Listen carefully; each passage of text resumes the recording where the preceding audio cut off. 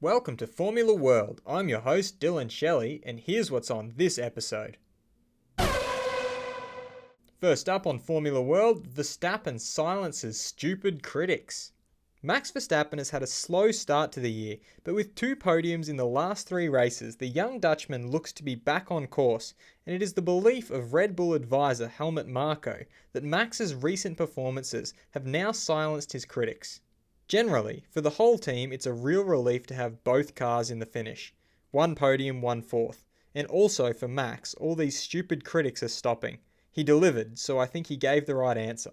He did the best time in practice 3 times, he qualified 3rd, and he didn't do anything wrong. Not one little bit of damage, not even a rim. So that's what we expect from him, and I'm sure there will come more races like that. Checkered flag to be replaced? There was a little bit of controversy surrounding the finish of the Canadian Grand Prix, with the checkered flag being waved 1 lap too soon. Many people have criticised the event, and FIA Director Charlie Whiting has come out saying that there is talks of scrapping the physical flag in place of a fully automated system. The checkered flag is traditional, but it's something that is prone to mistakes. You could replace it, and it would be quite straightforward for us. Make the big black panel that you see show a checkered flag at the appropriate time.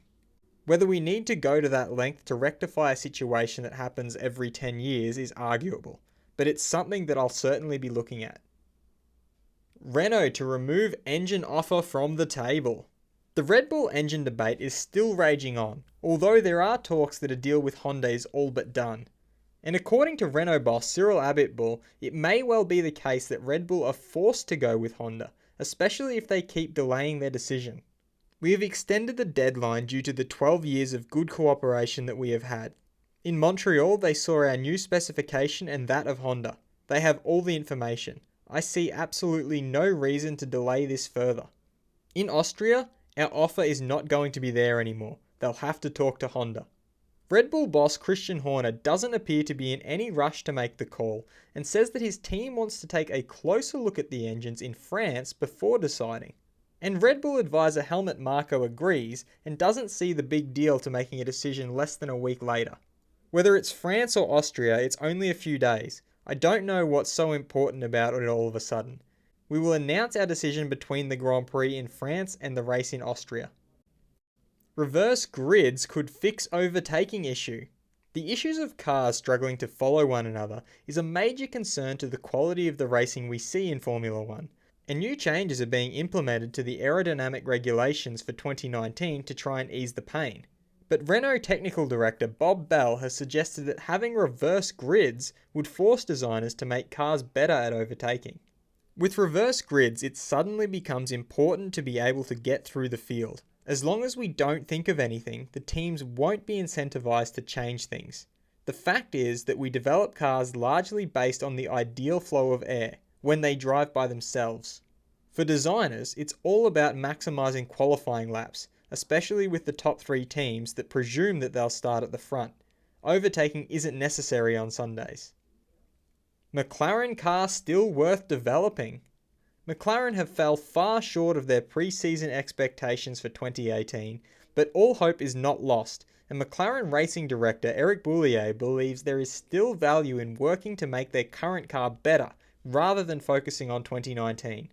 I think it's worth developing for a couple of reasons. The first one is to understand what's wrong, and the second is to not repeat any kind of platform mistakes in the future. We also need to make sure we don't compromise next year's development as well as understanding the car. That's the balance which we are working on. We are flat out on trying to cure these car issues and to make sure we understand it, and obviously we will start soon on next year. Hamilton not weak-minded. Lewis Hamilton narrowly lost his lead in the championship to Sebastian Vettel following the Canadian Grand Prix, and although he has admitted that he thinks Ferrari have the better car, he thinks it would be a sign of personal weakness for him to underestimate his own car. That would be the first sign of weakness, and my mind is not weak. I'm still here to win. I still believe we can win. I have complete confidence in my guys, and I'm putting that energy towards them. It doesn't matter where I start on the grid. I don't look at any driver and think I might lose to that person. I'm like, how can I beat them? How can I be better? And I'm going to keep doing that until I die. Fast feed.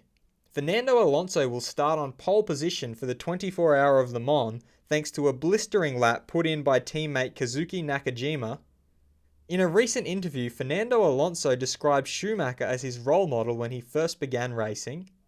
Rumours that Mercedes will announce a new contract with Hamilton at the French Grand Prix.